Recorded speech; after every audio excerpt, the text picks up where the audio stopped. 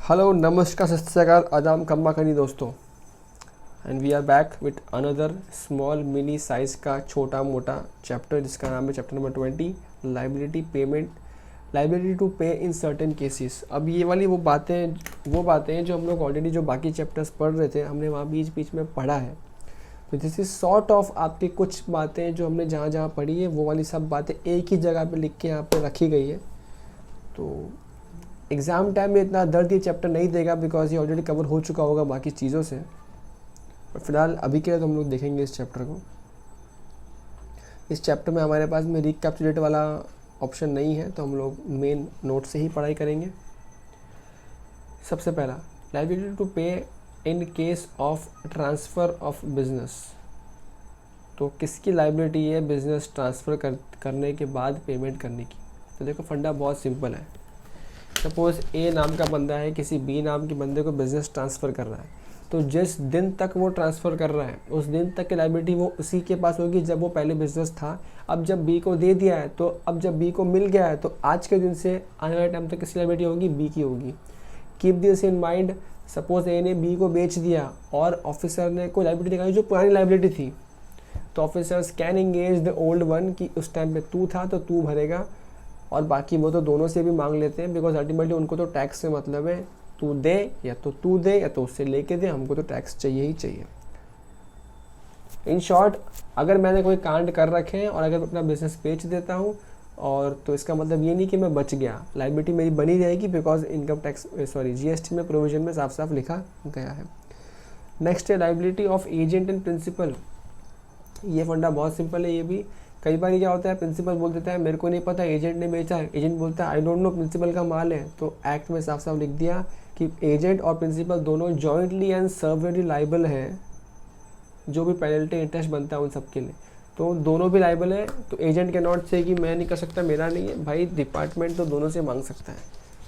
Of course वो पहले principal से मांगेगा पर नहीं मांगेगा तो फिर एजेंट को भी पकड़ सकते हैं। Liability to pay in case of an amalgamation और मर्जर। अब यहाँ का भी फंडा एकदम ऊपर पड़ा उसके जैसा ही है। जिस दिन तक अमालगमेशन हो रहा है या जिस दिन मर्जर हो रहा है उसके पहले तक जिसका बिजनेस था उसकी लायबिलिटी होगी, और उसके बाद जब जहाँ बिजनेस ट्रांसफ़र हो गया या जो न्यू कंपनी फॉर्म हो गई है उसकी लायबिलिटी बन जाएगी।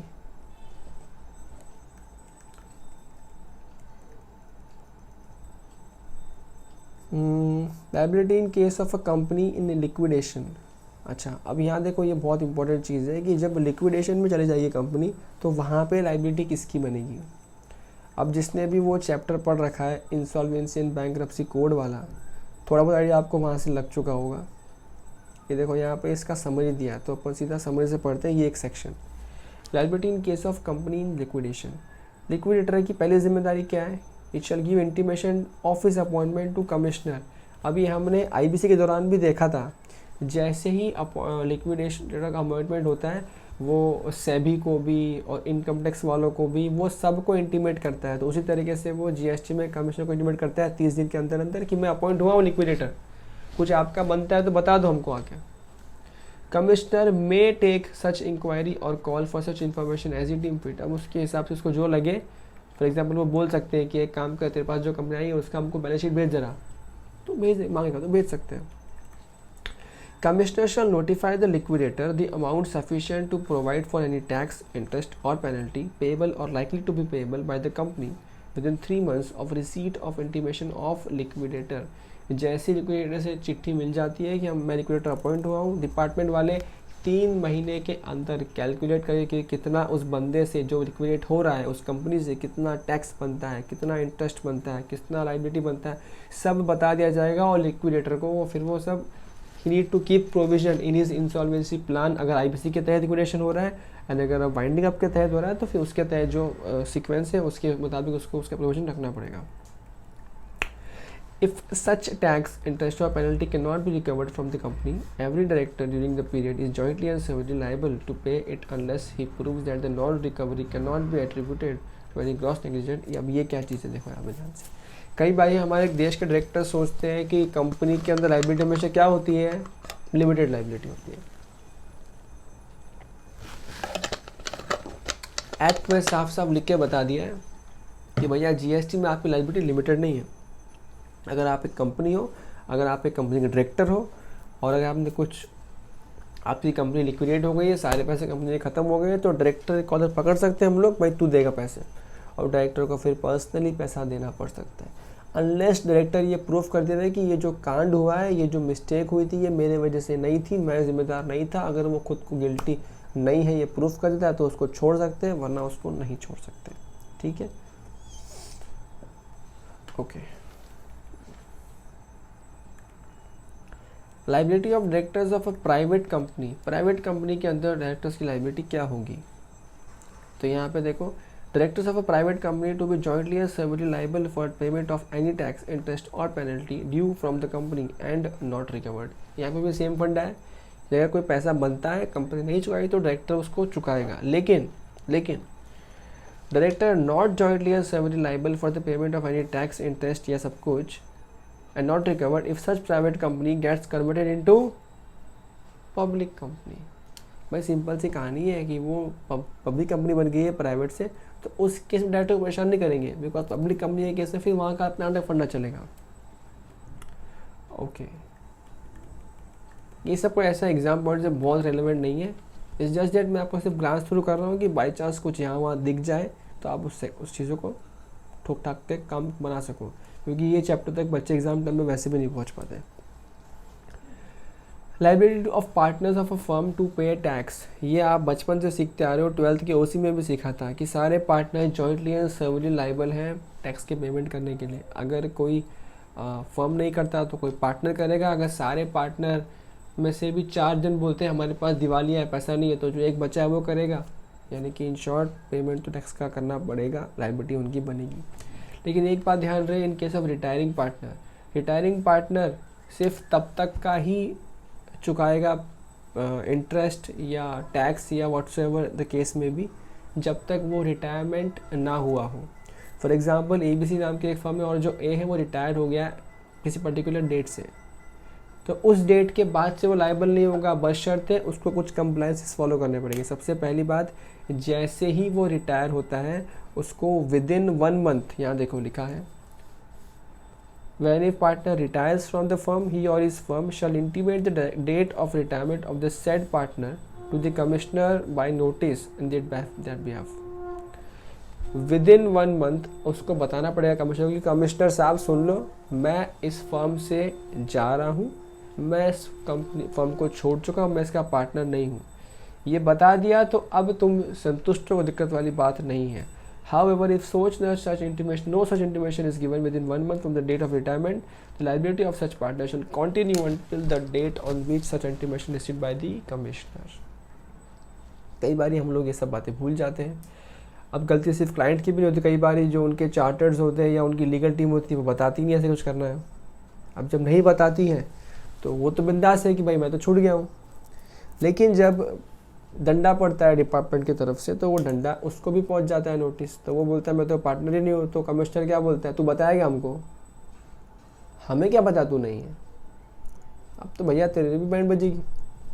तो याद रखना, बताना अनिवार्य है।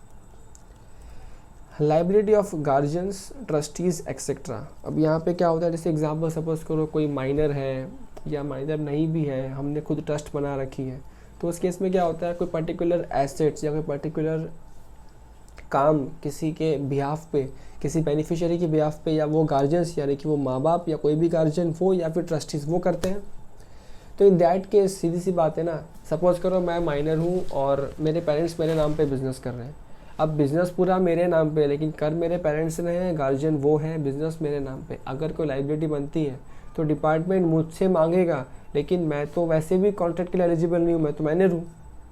तो वहाँ पे लॉ मेकर्स ने साफ साफ बोल दिया कि वो गार्जियन की लाइबिलिटी है कि वो टैक्स पेमेंट करेंगे। या अगर कोई ट्रस्ट फॉर्म हुआ है तो वो ट्रस्टीज जो उस पर्सन का सामान संभाल रहे हैं उसकी जिम्मेदारी है कि वो टैक्स पेमेंट करेंगे। ये सब उसके लिए ही है कि वो लोग कोई कल को ये ना बोले कि नहीं हमारा तो है ही नहीं, अरे लिखा है तुमको देना पड़ेगा। नेक्स्ट क्या है, liability of court of wards etcetera. अब ये क्या है, बहुत सिंपल फंडा है। सपोज करो मैं कोई बिज़नेस कर रहा हूँ और मेरा वो बिज़नेस अचानक किसी वजह से किसी ने मुझ पे केस किया और वो पूरा का पूरा बिज़नेस है ना, कोर्ट है अपने कब्जे में ले लिया, कोर्ट के पास पावर है ये सब करने के। कोर्ट ने कब्जे में ले लिया। इन बिटवीन जीएसटी डिपार्टमेंट को एहसास हुआ, अरे यार ये तो काम गड़बड़ हो गया और इस बंदे से 10 लाख का टैक्स बनता है। अब मेरे पास नोटिस आ गया 10 लाख का टैक्स बिल। मैंने बोला भाई मेरे पास कुछ भी नहीं है, मेरे बिज़नेस का सब कुछ कोर्ट के पास है। तो वहाँ पे वो लोग कोर्ट में जाएंगे कि सब आपके पास उसका बिज़नेस पड़ा है, उसके एसेट्स पड़े हैं और ये उसका लाइबिलिटी आप चुका दो। हो सकता है मेरे अकाउंट्स भी फ्रीज़ कर दिए हो बैंक ने, तो वो सब तो कोर्ट के पास पड़े हैं। तो वहाँ पे कोर्ट भी ये नहीं कह सकता कि नहीं हम नहीं चुकाएंगे, क्योंकि यहाँ पे लॉ मेकर्स ने प्रॉपरली ड्राफ्ट करके बता दिया है कि ऐसे केस में वो कोर्ट की जिम्मेदारी बनती है और कोर्ट पे लायबिलिटी आएगी कि आपको उसके बिहाफ पे उसका पेमेंट कर देना है। ऑफ कोर्स जितना कोर्ट के पास इस्टेट है उससे एक्सीड का भी पेमेंट नहीं करेगा। कोर्ट वुड नॉट पे from their own pockets under any circumstances. Special provision regarding liability to pay tax, interest or penalty in certain cases, section 93। ये क्या है? सबसे पहला, on death of a person liable to pay tax, interest or penalty, section ये। अच्छा देखो इसका फंडा बहुत सिंपल है। कोई एक बंदा है, वो बंदा अगर मर जाता है, अगर वो बंदा मर जाता है तो दो बातें होंगी, या तो उसका बिजनेस बंद हो जाएगा और कोई उसका बिजनेस नहीं करेगा अब आगे, या कोई उसका सक्सेसर या लीगल हेयर उसका बिजनेस करेगा। तो अगर वो आगे बिजनेस कंटिन्यू नहीं होता है तो उसके जो भी लीगल है ऐसे उसको नोटिस वगैरह पहुंच जाएगा, उसको टैक्स पेमेंट करना पड़ जाएगा। ठीक है, लेकिन ध्यान से सुनो, अगर वो बंदा कोई और बिजनेस कंटिन्यू कर रहा है तो जिम्मेदारी किसकी बनेगी? फिर जो बिजनेस कंटिन्यू कर रहा है जिम्मेदारी उसकी है कि सारे टैक्सेस इन फ्यूचर भी वही भरेगा और वही भरेगा और वही भरेगा। अच्छा, लेकिन जब डिसकंटिन्यू किया और लीगल एयर्स के पास नोटिस पहुंचा है पेमेंट करने के लिए, तो तेरा हाई चांसेस कि लीगल एयर्स के पास 10 लाख के एसेट पहुंचे हैं, लेकिन लाइबिलिटी आया डिपार्टमेंट का 12 लाख रुपए का। तो क्या 2 लाख रुपया वो जो बंदा है लीगल एयर्स, क्या वो जेब से भरेगा? Answer is no. यानी कि उसकी लाइबिलिटी रिस्ट्रिक्टेड है। कहाँ तक? जितना इस्टेट मिला है, जितना पैसा मिला है, जितना चीज़ें मिली है, जितना वैल्यूज़ मिला है उस बिज़नेस से, उतना ही मैक्सिमम लाइबिलिटी में चुकाएगा, बाकी नहीं चुकाएगा। ये भी साफ साफ लिख दिया गया है। वरना तो फिर क्या हो जाता है, डिपार्टमेंट बोलता है 15 लाख दे, ये बोलता है तो घाटा हो गया, लीगल एयर्स बना क्यों मैं। नेक्स्ट क्या है? ऑन पार्टीशन ऑफ HUF और AOP। यहाँ पे भी फंडा एकदम कॉमन सेंस पे काम करता है। अगर HUF और AOP का बंटवारा हो रहा है तो बंटवारा होने तक तो क्या था, AOP था या HUF था, तो उसकी जिम्मेदारी है। बंटवारा होने के बाद जिसके पास जो एसेट पहुंचा है, जिसके पास जो बिजनेस पहुंचा है, जिम्मेदारी उसकी है कि वो टैक्स पेमेंट करेगा। और ये बात याद रहे हमेशा कि ईच मेंबर या ग्रुप या मेंबर शैल जॉइंटली और severally be liable to pay tax, interest और penalty from next under the act. भाई सब के सब लाइबल तो पर्सनली सेवरली रहेंगे हमेशा। नेक्स्ट है फर्म डिजॉल्व। ये अपन ऊपर ऑलरेडी देख चुके हैं। अगर फर्म डिजॉल्व हो रहा है, फर्म बंद हो रहा है, तो इन दैट केस भी सारे पार्टनर जॉइंटली सेवरली लाइबल है, टैक्स पेमेंट करना पड़ेगा। भैया कहीं जान सकते हैं छोड़ के, you can not cry and से कि बिजनेस बंद हो गया, आप भूल जाओ। नेक्स्ट है टर्मिनेशन ऑफ गार्डियनशिप। अभी तक मैं माइनर था, मेरा बिजनेस मेरे पेरेंट्स संभाल रहे थे, अब मैं मेजर बन गया हूँ, तो जिस दिन तक गार्डियन संभाल रहे थे उस दिन की वो जिम्मेदारी उठाएंगे, और जिस दिन अब मेरे पास बिजनेस आ गया तो मैं उठाऊंगा जिम्मेदारी। सिंपल सी कहानी है, बहुत लॉजिकल है। Liability in other cases, discontinuation of business by firm, AOP, HUF। Again simple सा फंडा है, अगर ये लोग बिजनेस बंद कर रहे हैं तो जैसे फर्म होगा तो उनके पार्टनर AOP होते हैं, उनके पर्सन्स, और HUF होते हैं उनके वो जो को पार्टनर्स वगैरह होते हैं वो सारे। इन सब की जिम्मेदारी है कि जॉइंटली एंड सेवरली लाइबल होंगे, और हर member, each such firm, member या एसोसिएशन जो भी है, ये जॉइंटली एंड सेवरली लाइबल है। भाई पेमेंट करना पड़ेगा, जब आएगा तब करना पड़ेगा। यू कैन नॉट से कि नहीं बाबा अब नहीं करूँगा। Change in constitution of the firm और AOP। तुम्हारे पास क्या था, तुम पहले फर्म थे, अब तुम सपोज AOP बन गए, या सपोज करो तुम फर्म थे अब तुम कंपनी बन गए। तो इन दैट केस भी क्या होगा, जब तक तुम फर्म थे तब तक तुम लायबिलिटी एज अ फर्म चुकाओगे, और जब तक तुम फर्म थे तो you are jointly and severally liable for every liability. बस वही सी बात यहाँ पे हो रही है। ठीक है, jointly and severally liable to pay tax, interest और penalty due from such firm और एसोसिएशन और for any period before its reconstitution. क्यों बिफोर रिकॉन्स्टिट्यूशन? बिकॉज जैसे रिकॉन्स्टिट्यूट हुआ और कंपनी बन गया, अब लायबिलिटी कंपनी संभालेगी। ये कंपनी तक बनने तक तो तुम ही थे, तो तुम्हें संभालना ही होगा। रिजोल्यूशन ऑफ फर्म और HUF और पार्टीशन ऑफ HUF हम ऑलरेडी ऊपर देख चुके हैं, वही चीज़ यहाँ पे रिपीटेशन है, आप इसको पढ़ लीजिएगा। And this is all set and done. Very very small तरीके से मैंने फटाफट कवर करवाया ताकि ज़्यादा टाइम वेस्ट ना हो, बिकॉज ये लास्ट के चैप्टर्स ऑलरेडी टाइम कंज्यूमिंग की लेवल के नहीं होते, इनको तो हम दे भी नहीं सकते। तो that's it for the day, मिलते हैं अगले किसी सेशन में, तब तक के लिए शुभ रात्रि, शुभ बखैर, अलविदा, बाय बाय।